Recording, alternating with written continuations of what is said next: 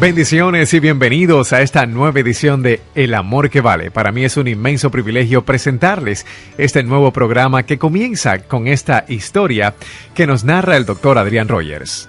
Hace años, en una gran ciudad metropolitana, se anunció la presentación de un renombrado violinista que daría un concierto tocando un muy valioso violín. La gente pues llegó de todas partes para escucharle. Y cuando él empezó a tocar el violín, uno como que oía risas de niños, trinar de pájaros, rumor de hojas, sonidos de riachuelos. La gente estaba asombrada de la música y sonidos que salían de ese violín. Cuando él terminó el concierto, rompió el violín en su rodilla, y la gente se asombró aún más. ¿Por qué había hecho eso? Entonces él, sonriendo, abrió su estuche y sacó el verdaderamente valioso violín y explicó al público: el violín que estuve tocando lo compré en la calle por unos pocos dólares. No es tanto el violín que produce la música, sino la mano y el corazón de quien mueve el arco. Una de las cosas más impresionantes acerca de Gedeón es que él fue un hombre ordinario y Dios lo utilizó en forma poderosa. ¿Haría alguna diferencia en su vida el que Dios le utilice? ¿Está usted listo para ser instrumento útil en las manos de Dios? Sean bienvenidos al Amor que Vale. Hoy el doctor Adrián Rogers, en la voz del pastor Lenin de Llanón, nos presenta la primera parte de su estudio bíblico, La gente que Dios usa. Por favor, abra su Biblia en el libro de Hebreos, en el Nuevo Testamento, Hebreos 11:32. Este capítulo es una impresionante lista de campeones de la fe. Y en el verso 32 leemos: ¿y qué más digo? Porque el tiempo me faltaría contando de Gedeón, de Barak, de Sansón, de Jefté, de David, así como de Samuel y de los profetas, que por fe conquistaron reinos, hicieron justicia, alcanzaron promesas, taparon bocas de leones, apagaron fuegos impetuosos, evitaron filo de espada, sacaron fuerzas de debilidad, se hicieron fuertes en batalla, pusieron en fuga ejércitos extranjeros. Vamos a tomar algunos de esos nombres aquí y hoy hablaremos de Gedeón. Una de las cosas que me impresiona acerca de Gedeón es que él fue un hombre ordinario y Dios lo utilizó en forma poderosa. Y aunque este mensaje lo he titulado La gente que Dios usa, bien podríamos llamarlo ¿Cómo ser utilizado por Dios? ¿Le gustaría que Dios le use? Quiero decir, ¿haría alguna diferencia en su vida el que Dios le utilice? En la famosa tira cómica Peanuts, o Charlie Brown, el pequeño Lino estaba molestando a Lucy y le decía: cuéntame una historia, cuéntame una historia, cuéntame una historia. Finalmente Lucy, desesperada, le dice: está bien, está bien. Había una vez un hombre que nació, vivió y murió. Y luego se cayó y siguió su camino. Y Lino comenta, como para ponerse a pensar, ¿verdad? Amigo, ¿va a ser eso verdad acerca de usted? Nacer, vivir y morir. Existir para vivir y vivir para existir. ¿Es eso todo en su vida? Escuché de un hombre llamado Willy que trabajaba para una organización. Un día Willy murió, y alguien fue a la oficina donde Willy trabajaba y dijo: me gustaría aplicar para ocupar el puesto de Willy, que él dejó vacante. Y le contestaron: Willy no dejó ningún puesto vacante. Qué triste, ¿no le parece? Y me pregunto, ¿cuántos de nosotros no dejaremos ningún puesto vacante cuando vayamos hacia la eternidad? ¿Hace alguna diferencia el que usted viva? ¿De qué sirve su vida frente a los demás? ¿Cuál es la clase de personas que Dios usa?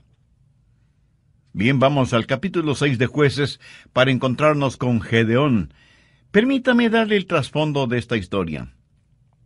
Eran días difíciles en Israel El diablo estaba como león rugiente y los enemigos de Dios estaban ganando victoria tras victoria.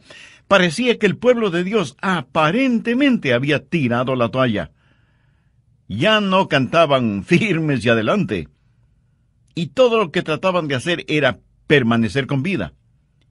Y creo que así está nuestra presente generación. Y estamos esperando milagros. Eso es lo que dijo Gedeón. ¿Dónde están los milagros de los cuales hemos oído? La presente es una generación que en verdad no espera que Dios haga milagros. Es una generación que dice: pobre Dios, ya no es lo que solía ser, ya no tiene el poder que antes tenía, ya no salva multitudes, ya no destruye ciudades, ya no pone al mundo de cabeza. Parece que Dios está viejo y enfermo. Su mano se ha debilitado.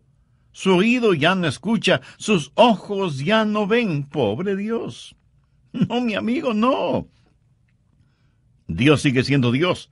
Y necesitamos entender que no hay ningún indicio en las Escrituras que diga que no podemos tener un poderoso avivamiento en esta época en que vivimos. Es cierto que la mayoría de personas no creen eso. Cuando se habla de avivamiento, la gente sencillamente sonríe y dice que más bien está esperando el retorno de Jesús. Yo, como predicador de la palabra de Dios, quiero decirle que nunca ha habido una mejor época que esta para la predicación del glorioso Evangelio de Jesucristo. Y quiero decirle algo más. Dios le quiere a usted, señor. A usted, señora. A ustedes, jovencitos y niños, Dios los quiere en medio de todo esto, porque Dios tiene un plan para su vida. Y debemos dejar de estar quejándonos y lloriqueando por estar viviendo en estos días de desafío. Jueces 6, desde el verso 11. Y vino el ángel de Jehová y se sentó debajo de la encina que está en Ofra, la cual era de Joás Abieserita. Y su hijo Gedeón estaba sacudiendo el trigo en el lagar para esconderlo de los madianitas. Y el ángel de Jehová se le apareció y le dijo: Jehová está contigo, varón esforzado y valiente. Estas palabras del ángel seguramente sorprendieron a Gedeón, porque él ciertamente no se consideraba ni esforzado ni valiente. La verdad es que él tenía mucho miedo por todo lo que estaba sucediendo. Mire la respuesta de Gedeón en el verso 13. Y Gedeón le respondió: Ah, Señor mío, si Jehová está con nosotros, ¿por qué nos ha sobrevenido todo esto? ¿Y dónde están todas sus maravillas que nuestros padres nos han contado, diciendo: ¿no nos sacó Jehová de Egipto? Y ahora Jehová nos ha desamparado. Estoy seguro que hay muchos en la actualidad que sienten de la misma manera. Oh, cuán maravillosos fueron los tiempos pasados, cuando Dios se manifestaba tan poderosamente, pero ahora Dios nos ha dado las espaldas, Dios nos ha olvidado. ¿Sabe lo que Gedeón estaba tratando de hacer? Estaba tratando de culpar a Dios por todos los problemas. Gedeón estaba esperando en Jehová, pero la verdad es que Dios estaba esperando en Gedeón. Gedeón dijo: y ahora Jehová nos ha desamparado y nos ha entregado en mano de los madianitas. Y mirándole Jehová le dijo: ve con esta tu fuerza. Aquí tenemos a un hombre muerto de miedo, a quien Dios le llama hombre de valor. Y le dice: ve con esta tu fuerza y salvarás a Israel de la mano de los madianitas. ¿No te envío yo? Entonces le respondió: ah, Señor mío, ¿con qué salvaré yo a Israel? He aquí que mi familia es pobre en Manasés, y yo el menor de la casa de mi padre. Jehová le dijo: ciertamente yo estaré contigo, y derrotarás a los madianitas como a un solo hombre. En otras palabras, Dios le dijo a Gedeón: Gedeón, tengo un trabajo para ti, porque eres un hombre de valor. Pienso que Gedeón habrá respondido: Señor, ¿estás seguro que te refieres a mí? De todas las familias y tribus de Israel, mi tribu es la última y mi familia la más pobre, y yo soy el menor de mi familia, y dices que quieres usarme. Sí, Gedeón, voy a usarte. Ahora présteme atención. No se atreva nunca a decir que Dios no puede usarle. Eso es como insultar a Dios. Si usted es un hijo o hija de Dios, nunca se considere una persona ordinaria. Y quiero compartir con usted 5 características de la gente que Dios usa. Primero, Dios usa gente común. Jueces 6, los versos del 14 al 16. Y mirándole Jehová le dijo, ve con esta tu fuerza, y salvarás a Israel de la mano de los madianitas. ¿No te envío yo?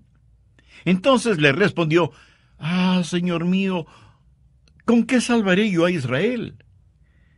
He aquí que mi familia es pobre en Manasés, y yo el menor de la casa de mi padre. Jehová le dijo, ciertamente yo estaré contigo, y derrotarás a los madianitas como a un solo hombre. Aquí está este temeroso agricultor, pero Dios le dice que es hombre de valor. ¿Por qué? Porque Dios no veía a Gedeón como él se veía. Dios veía lo que podía hacer Gedeón con el poder de Dios. Verá, no es lo que usted es por usted mismo. Mire lo que dice Jueces 6:34. Entonces el Espíritu de Jehová vino sobre Gedeón. ¿Lo ve?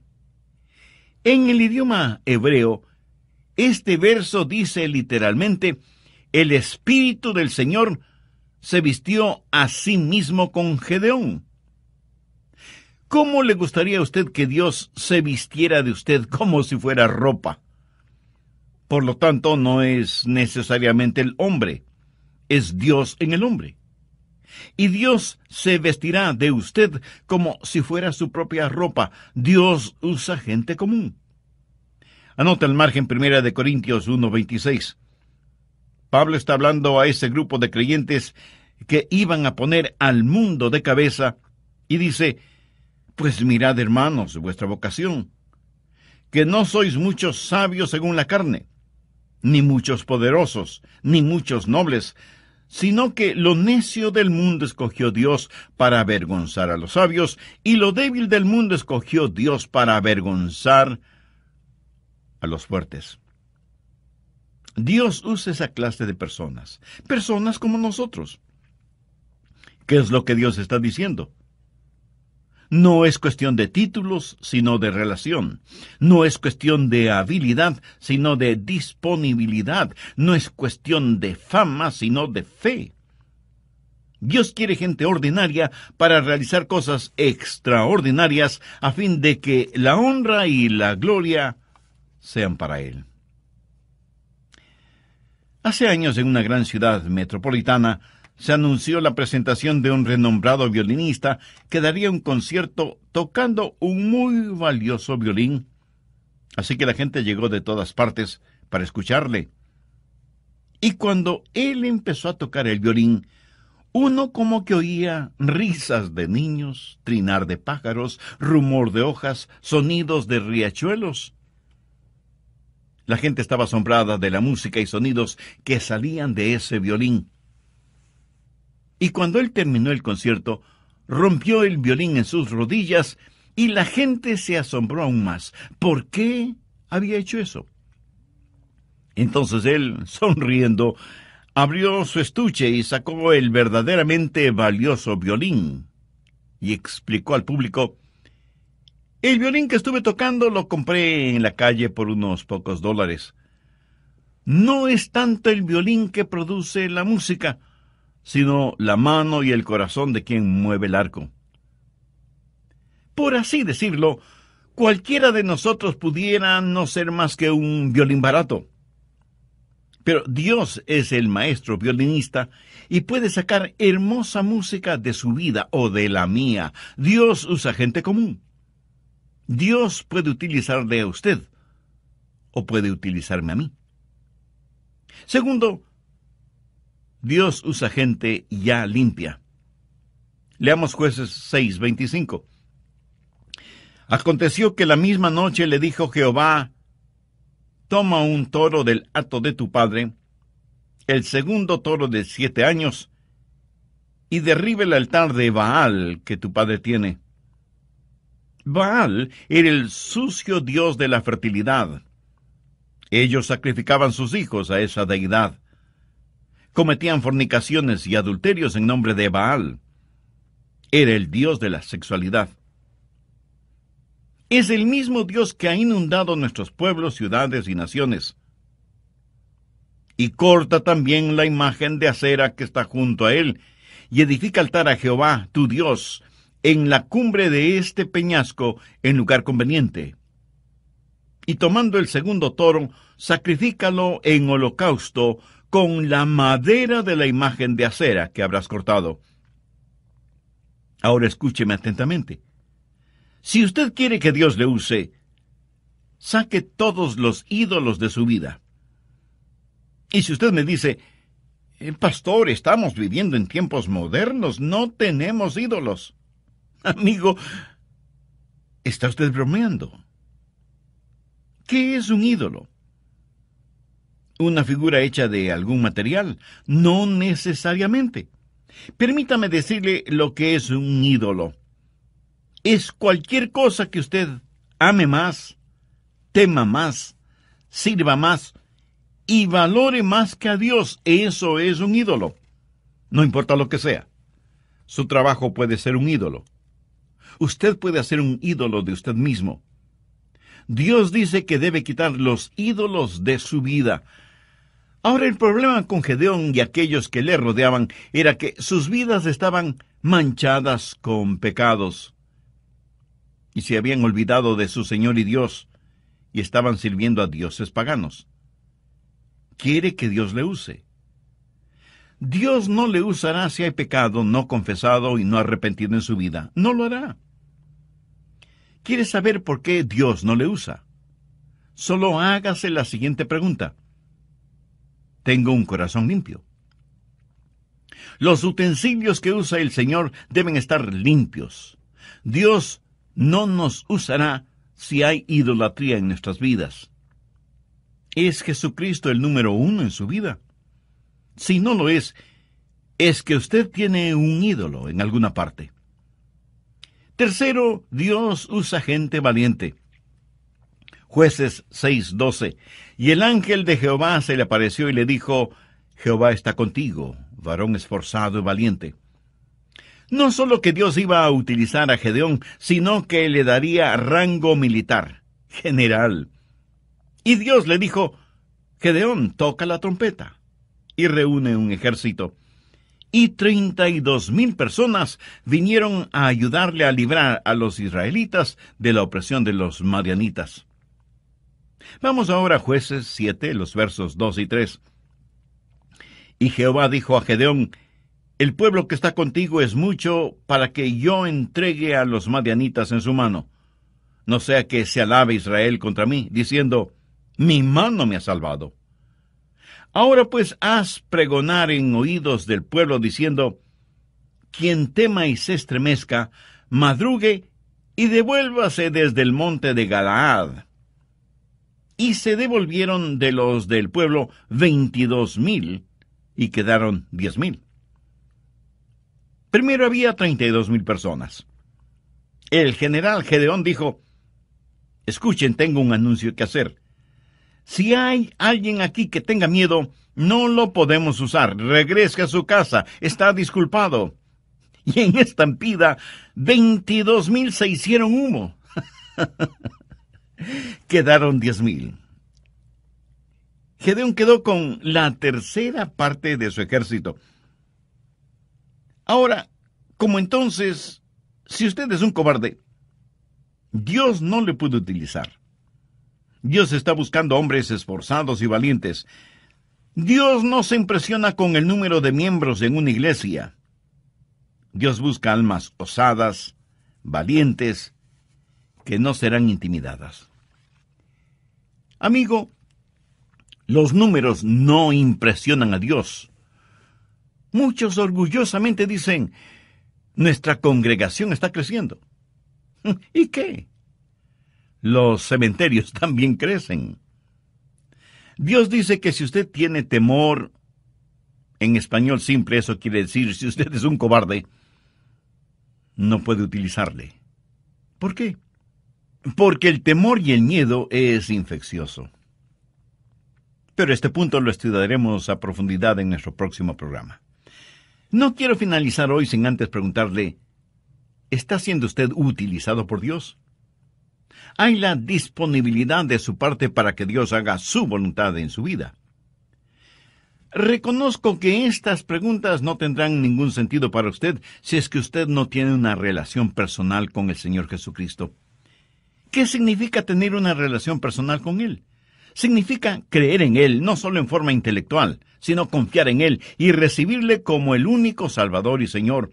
Significa que usted se reconoce como pecador y con genuino arrepentimiento le pide perdón a Dios en los méritos de lo que el Señor Jesucristo hizo por usted en la cruz del Calvario. Derramó su sangre y dio su propia vida para pagar la deuda de los pecados cometidos por usted. Significa que usted le entregue el control de su vida para que Él se manifieste por su intermedio. Significa que usted podrá decir, como dijo el apóstol Pablo, no vivo ya yo, sino que Cristo vive en mí. Significa que todo esto usted lo hace y lo agradece en el nombre de Jesús. Si usted hizo esa decisión espiritual aceptando a Cristo como su Salvador y Señor, y lo hizo con sincera fe y profunda convicción, le puedo asegurar, basado en las promesas de la palabra de Dios, que sus pecados ya le han sido perdonados, y que su nombre ya está registrado en el libro de vida del Cordero.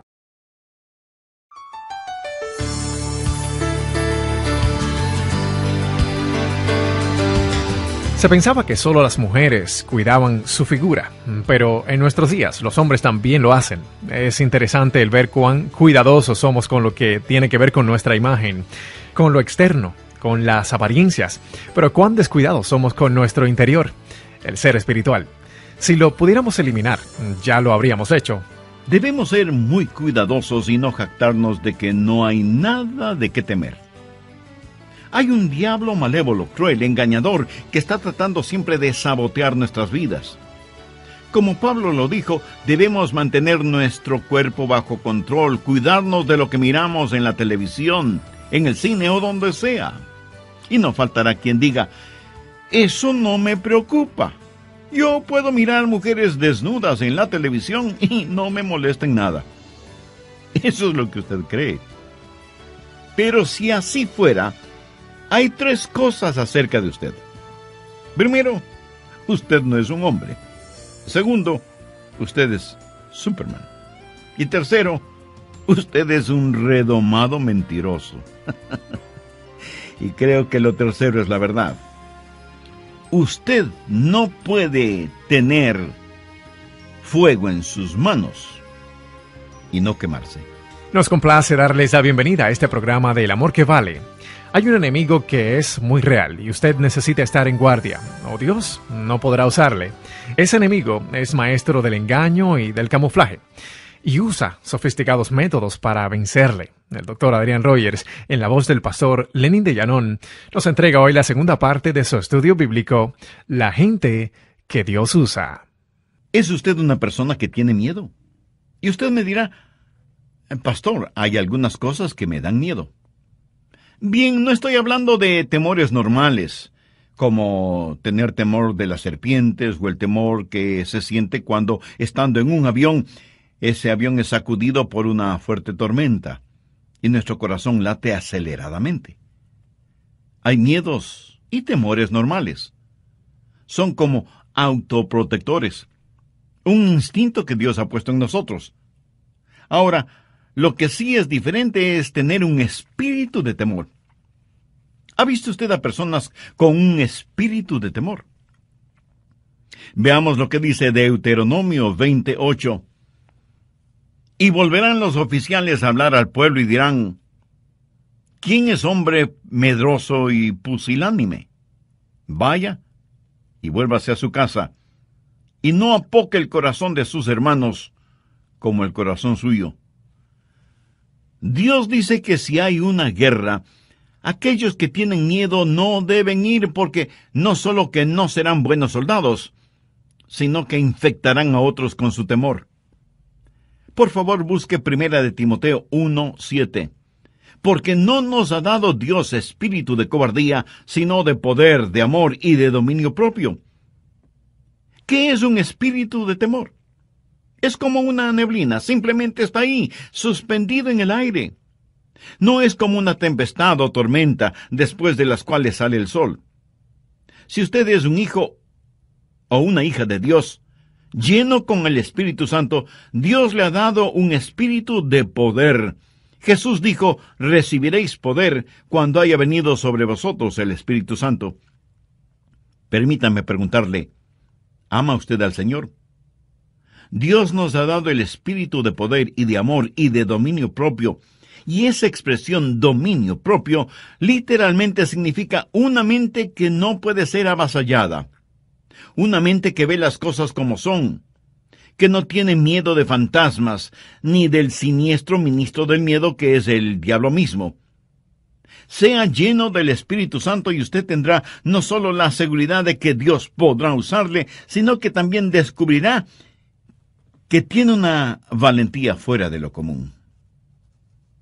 Cuarto, Dios usa personas cautas.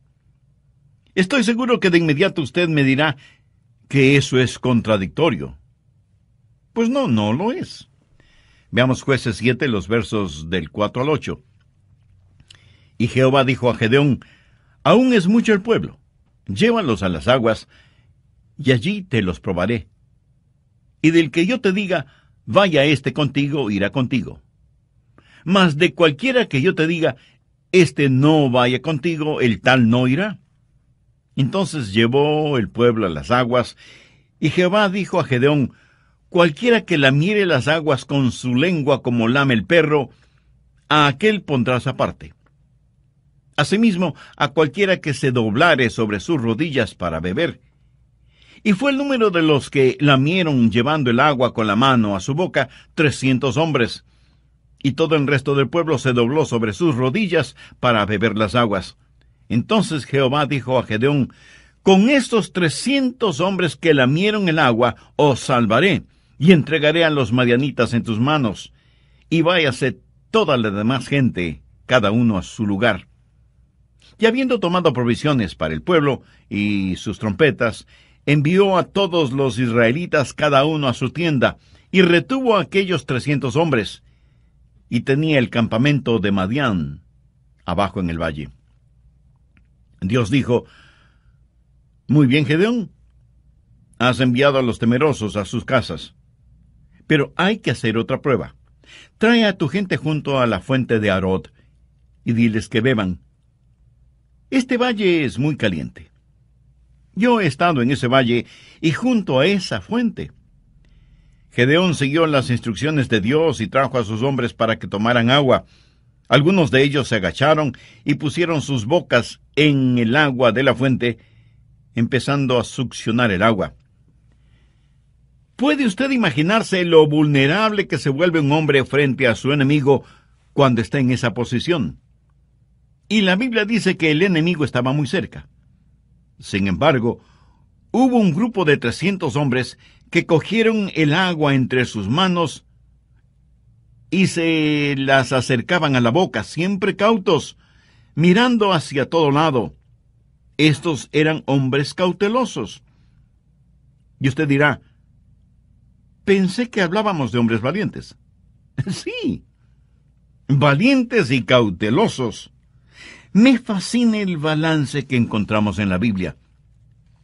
Mientras en una parte nos dice que no debemos ser amedrentados por nuestros adversarios, en otra nos aconseja estar sobrios y vigilantes, porque vuestro adversario, el diablo, como león rugiente, busca a quien devorar. ¿Está usted en guardia? ¿Sabe lo que el pecado es muy frecuentemente? El pecado es una oportunidad inesperada, una vida desprotegida y una debilidad no detectada. Cuando usted junta estas tres cosas, su caída es segura. Pablo dijo, así que el que piense estar firme, mire que no caiga. Quinto, Dios usa gente confiable. Vamos a Jueces 7, versos del 12 al 15. Y los madianitas, los amalecitas y los hijos del oriente estaban tendidos en el valle como langostas en multitud.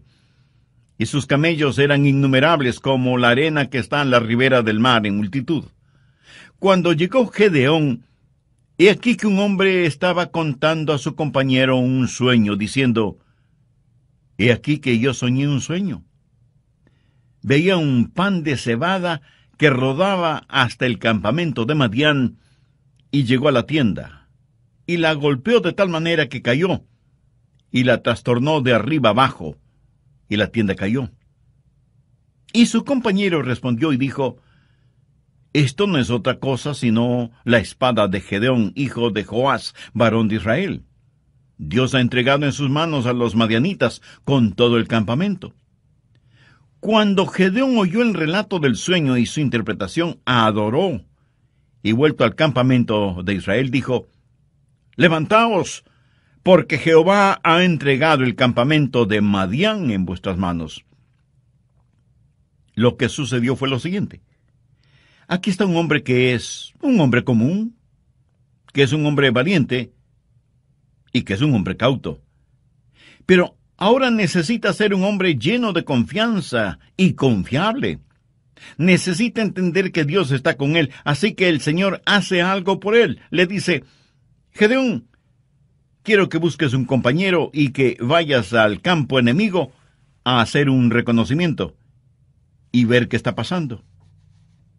Gedeón va, logra pasar la guardia y se infiltra en el campamento madianita. Se acerca a una carpa o tienda de campaña y escucha a dos personas conversando. La una le dice a la otra, anoche tuve un sueño terrible. Cuéntame, ¿qué soñaste? Vi un gran pan de cebada que venía rodando por la colina y se estrelló contra la tienda de campaña y todo se vino al suelo. Imagínate, un pan de cebada haciendo semejante destrucción. Y la otra persona respondió, ¿sabes lo que eso significa? ¿Sabes lo que tu sueño representa? Ese pan de cebada representa a Gedeón. Y eso quiere decir que estamos perdidos. La espada de Gedeón caerá sobre nosotros. Ahora, recuerde que Gedeón está oyendo todo esto. Y quiero que piensen lo siguiente. En esos tiempos, el pan de cebada era el pan más pobre que uno podía conseguir. No era pan de trigo, enriquecido con 12 o más vitaminas. Era el pan pobre para los pobres. Y en el sueño, ese pan de cebada viene rodando por la colina y destruye el campamento. Cuando Gedeón oyó esa conversación, regresó donde estaban sus hombres y les dijo, compañeros, hemos ganado. Déjeme decirle algo. Hay un temor en el infierno acerca de usted. Y usted dice, ¿acerca de mí? Pero si solo soy un pan de cebada. Precisamente ese es el punto. El diablo espera que usted nunca entienda quién es usted y qué es lo que tiene en el Señor Jesucristo. Y cuando usted dice que solo es un pan de cebada, eso es cierto, pero escúcheme. He visto a gente demasiado importante según su propia opinión, que Dios no ha utilizado.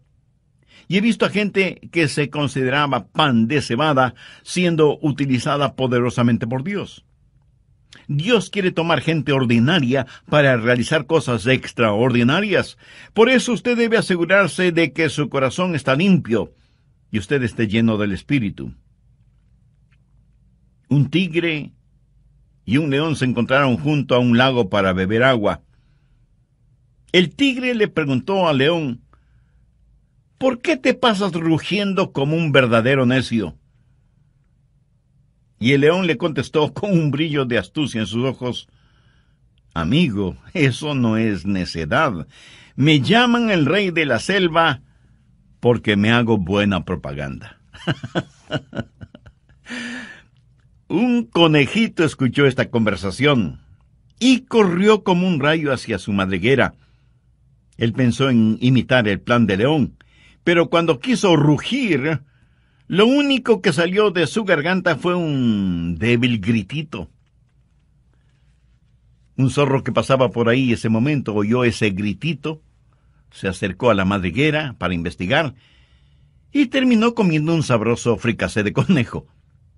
Moraleja: cuando usted quiere hacerse propaganda, asegúrese de que tiene los atributos necesarios. Escuche, usted tendrá los atributos necesarios si su corazón está limpio y está lleno con el Espíritu Santo. Bien pudiera ser que usted sea solo un pan de cebada, pero Dios quiere usarle. El verdadero temor que hay en el infierno es porque uno de estos días los hijos de Dios van a descubrir qué es lo que son y qué es lo que tienen en el Señor Jesucristo. ¿Es usted conocido en el infierno?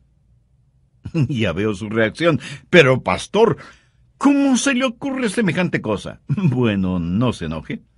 Solo era una pregunta. Yo sí quiero que mi nombre esté en la pizarra de anuncios del infierno.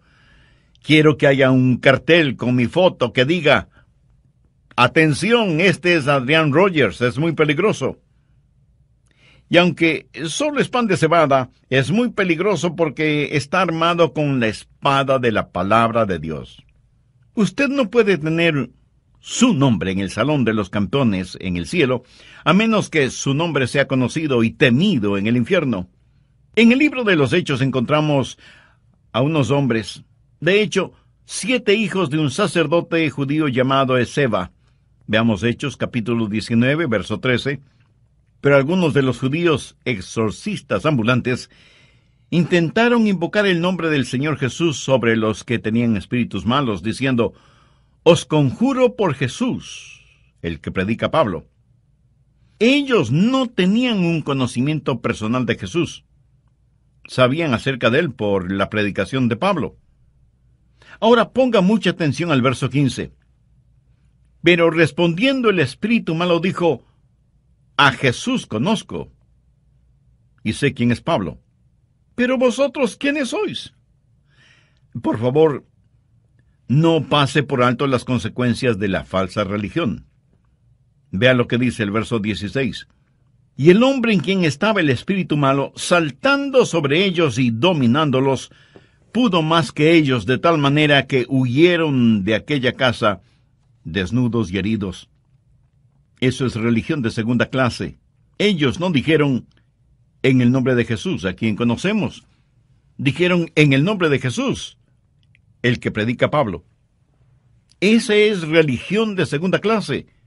Usted no puede ir por ahí diciendo: en el nombre de Jesús, del cual predica el pastor Rogers. No. Amigo, su nombre necesita ser conocido en el infierno. Los demonios necesitan saber que usted es alguien, una persona ordinaria, pan de cebada, común, pero valiente, cauto, confiable, que está siendo usada por Dios. Dios les dio la victoria ese día. ¿Quiere usted vivir victoriosamente o simplemente se dirá de usted que nació, vivió y murió? ¿Qué diferencia hará usted en el mundo? ¿De qué va a servir su vida? Y por favor, no me venga con el cuento de que usted solo es una persona común, ordinaria. No me diga que es demasiado viejo, o demasiado joven, o demasiado pobre, o falto de educación formal. Recuerde que no muchos nobles, influyentes o poderosos son llamados. Y no lo son, no porque Dios no pueda ni quiera usarlos, sino porque sus intereses son muy personales y terrenales. Es cierto que a lo mejor Dios no le use a usted en la forma que utiliza a otra persona.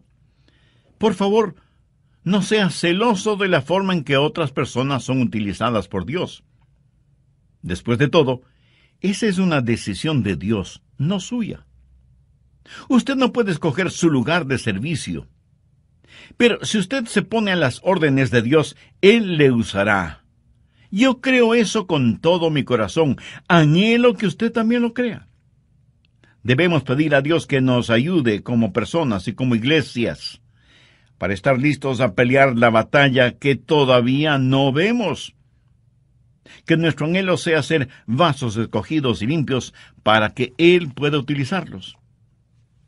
Amigo, antes de que Dios pueda utilizarle, usted tiene que conocer a Cristo como su Salvador y Señor en forma personal. Todos somos pecadores. Pecadores por nacimiento, por naturaleza, por voluntad y por práctica.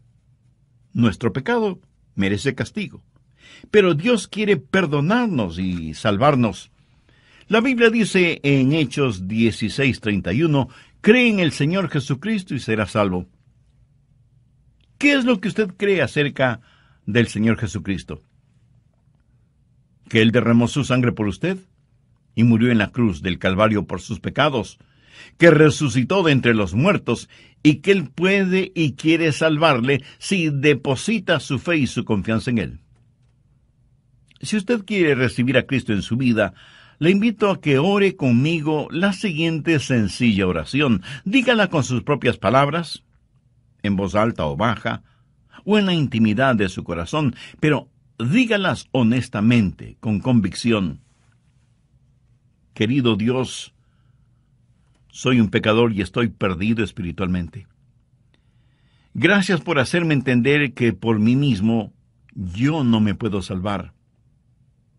Por eso, este mismo momento, con todo mi corazón y con fe como la de un niño, te pido que me perdones y me salves.